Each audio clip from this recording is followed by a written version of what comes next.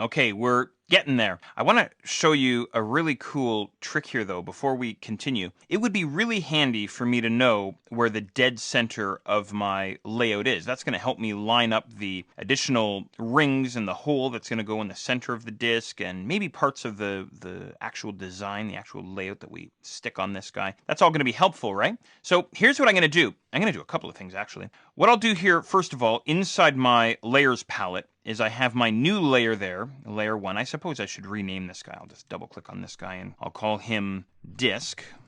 There we go. And I'm going to hold down Command here on the Mac or Control on the Windows side and select the background layer as well. Essentially what I want to do is I want to get it so that the disk layer sits in the dead center of my Photoshop file, right? Inside the dead center of the canvas. So what I'm going to do is with these two guys selected now, I'm going to head up to the Layer menu and then down to Align, and then I'll choose Vertical Centers, something like that. And then I'll head back to Layer, back down to Align, and then I'll choose Horizontal Centers. Now my disk layer is in the dead center of my background layer, right?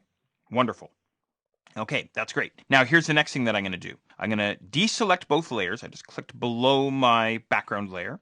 And then I will select the disk layer, and I'm going to use my free transform. I'm sure you know about free transform. So make sure you have your disk layer selected and then hit Command T or Control T. Now, this is a trick that I picked up off of someone else, another Photoshop designer, so I can't take credit for it. Years and years back, he showed me this, and I thought this was the coolest thing. I don't actually want to transform my disk layer. I don't want to distort them, or I don't want to scale them, or anything like this. I don't want to do any of the things that the free transform command is going to allow me to do. All I want to do is I want to use the little nodes on the free transform, the little resize handles that we see, to help me find the dead center of this object. So here I can see the dead center is right there. So what I'm going to do now is I'm going to bring my cursor into the vertical ruler, and I'm going to drag out a guide, and I'm going to drop it right in the dead center of the free transform, something like this. So I'm just making sure that my cursor is lined up with the top handle and also the bottom handle, way down towards the bottom of my document, something like this.